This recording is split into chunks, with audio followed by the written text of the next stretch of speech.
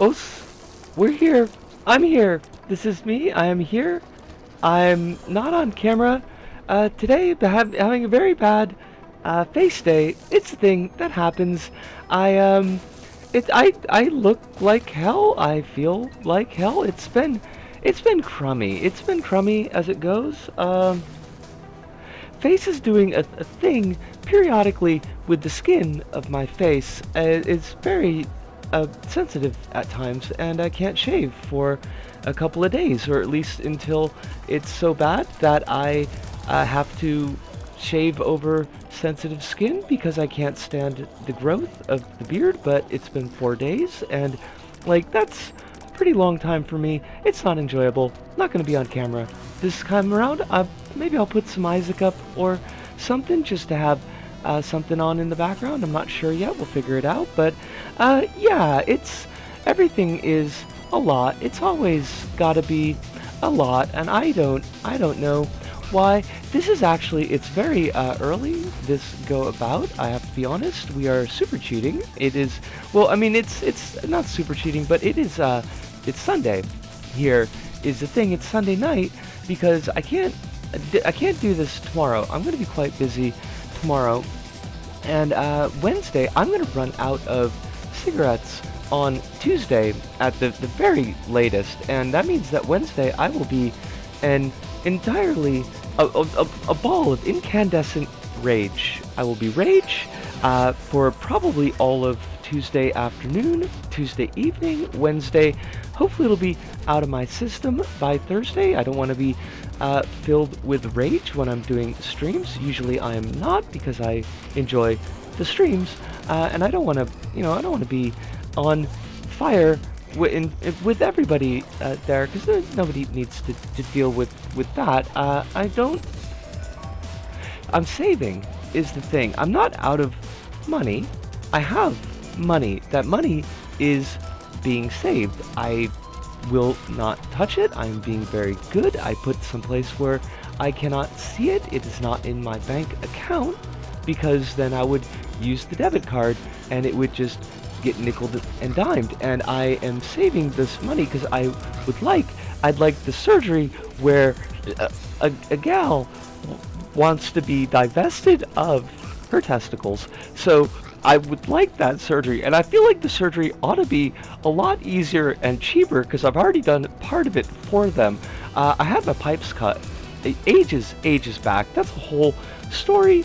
It's one of those deals where it's like, it shouldn't have happened the way that it did. I was pressured into doing it in a way that was really not healthy for me.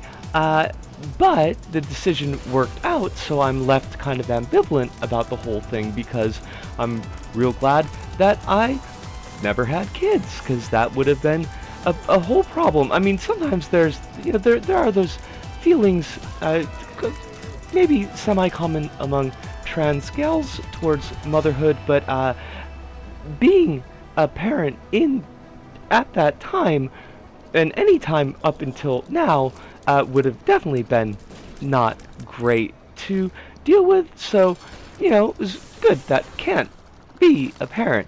But I kind of feel like, since the pipes are cut, I feel like the surgeon should be able to just like unzip the sac and the balls just fall right out. I feel like that's the way it should work. I know it's not. I know you got there's fascia and shit in there binding stuff up. I miss the fascia, I'll tell you what. That was one of my favorite parts of being a mortician's apprentice, was you open them up and it's like spider webs in the human body. It's so fucking cool. It keeps all your stuff where it's supposed to be. So it's just not, you don't have your lungs floating around and being in not lung spot. You got the fascia there, webs it up. So I imagine it's probably the surgery is a little bit more difficult, pipes cut and all, but it's gonna be it's gonna take me 10 months to save up for this surgery, maybe a little bit faster if folks, my folks, not folks in general, but my actual parents, can help out. They have offered. I don't know if, I think the offer would still be on the table if I was up front with them and be like, your daughter doesn't need her balls anymore, so she's gonna get lobbed off, I think they would still help, but I don't think they'd really want to know. So I've left that part helpfully blank. It's like I said the previous week. It's not the surgery, like it's not the big surgery that I would like, but I worked out at my current rate of being able to save. It would take me 10 years, without hyperbole, without exaggeration. It would take 10 years for me to save up for bottom surgery. So that's probably not gonna happen unless there's some significant change in my situation. It's very, very frustrating, but the deballing is one that is, at least within like 10 months of saving, is something that I can do, and I'm working on doing it. But that does mean that I need to actually not use this money on smokes. So I cut that money aside, put it to the side, and now I'm out of cash until Friday, which is fine because I've got the laundry done, got the shopping done for the week. Like, I have food. I'm not starving myself for this. It's funny. I saw the doc. I went to the clinic last week, and the doc's like, the doc says, like, there's plenty of people in Europe and the United States who do not, plenty of trans gals who do not get surgery, and that's perfectly okay. There's a certain amount of irony here because the doc was pushing bottom surgery really, really hard for a long time. Refer back to the 10 years to save for bottom surgery. I had to kind of get him out of the habit of doing that because it was just very, very frustrating, because it's something that I want very, very much, but it's something that is simply out of reach. So him to be like, every time I'd go to the clinic, they're like, so have you been thinking about surgery? He's like, constantly. But it's not going to happen, so I need you to stop. So now to have him turn around and be like, lots of trans gals don't get surgery. They don't need surgery. Surgery's not necessary for transition. And I kind of feel like, in a way, like he has taken to heart my financial situation. I've finally gotten him to accept the fact that I do not have money, but like in the worst possible way. And there's just the statement that he makes about that is deeply, deeply frustrating. Because, like, yeah, sure, there are trans gals who don't go, and trans guys and non-binary folks who don't go for bottom surgery. But I wonder, like, how many of them are like, they would get it, but they don't have the cash. Or they would get it, but there's not enough clinics and surgeons who do this surgery, and there's a waiting list that's like 1,000,000 years long. Or they would get it, but there's been so much propaganda that they've been pushed on them that they are more leery of the surgery than they need to be. They're more frightened of the surgery than they need to be, but in their heart that they would want it. I wonder how many of us are like that. It's not like we're, all of us who don't get surgery, it's not like we're like, oh yeah, I don't feel like it. There's some gals, there's some folks who that's them. And honestly, good on them. If that's their level of comfort with their body, they don't need it, then cool. But for us who really, really want it, and to be told, like, oh, you don't need surgery to do your transition. It's like, well, no, I don't, but I fucking want it.